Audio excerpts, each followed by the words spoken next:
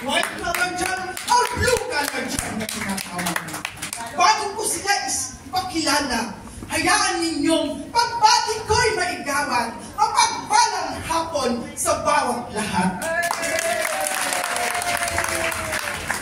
Ako po si Nanita Quiapo, nakambini ng balagtasan ito, at atin pong ipakilala ang makatang magigiting na Makata. Sa pang-opisinang panungkulan, sa bawat araw, utak ang gumagalaw. Andyan si Ma'am Guro Nancy Torres. Good morning, class. Bring out one sheet of paper. Ang doktora, Marilu Segibet. Sorry, ma'am, pero ang blood sugar mo. Ang tagapagtanggol ng naapi, abogada Aida Fuentes. Kapag may katwiran, ipaglaban. Ingeniero Laura V. Calabia. Ako'y ingeniero, maka-Diyos at makatao.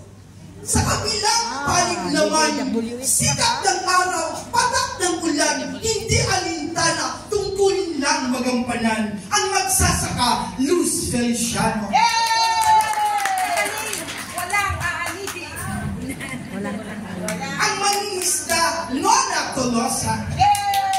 Karnak ng isda, upang tayo may hangin sa maliit nating lampa.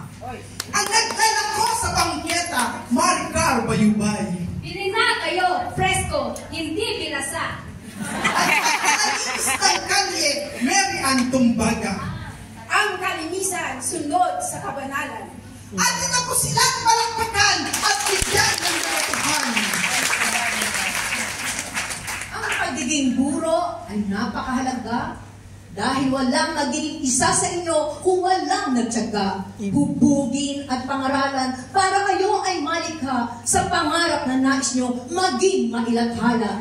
Nakataas sa mga tungkulan, kaakibat ng lipunan para lahat may magandang kinabukasan. Ang magsasaka ay napakahalaga. Kung wala sila, wala talagang may.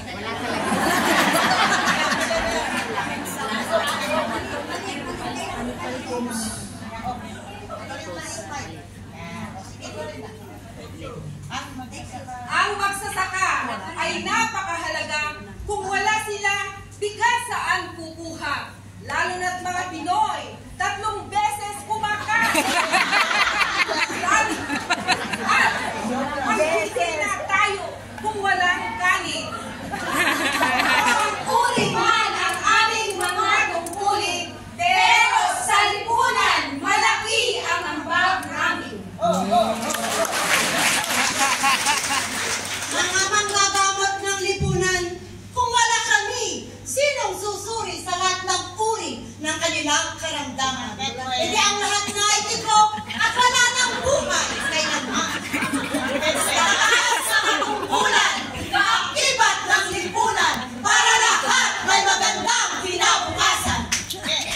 Kaming mangingisda ay malaki ang ambag sa bawat mamamayan. Kung di kami mapalaot, walang isdang maiulam. Magtyaga na lang ba sa karne? May tulad ay di maayos na kalusugan. Kaya huwag maliti, mangingisda ng bayan namin.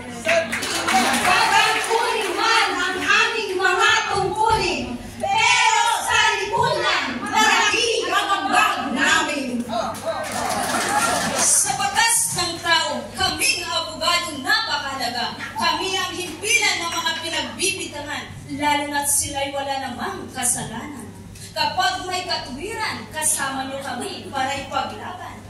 Matataas na katungkulan, kaakibat ng lipunan, para lahat may magandang kinabukasan. Lagi nyo kaming naririnig sa palengke, maingay at akala nyo'y nakikipag-away lagi.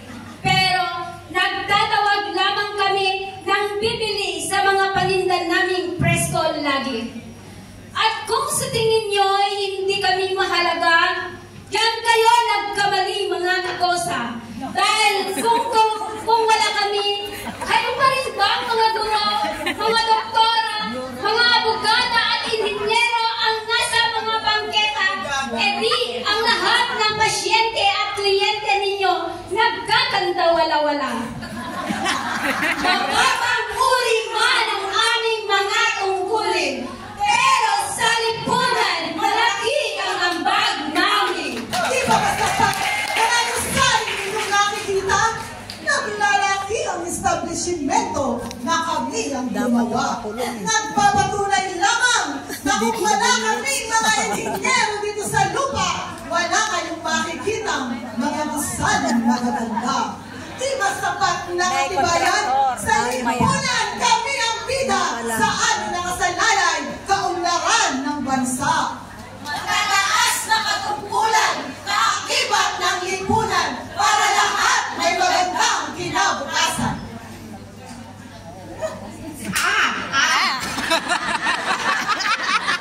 Wawalisin kayo.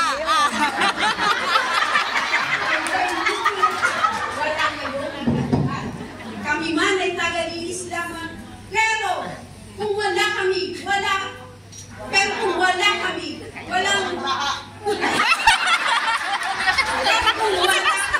wala kayong mamamayan na maganda.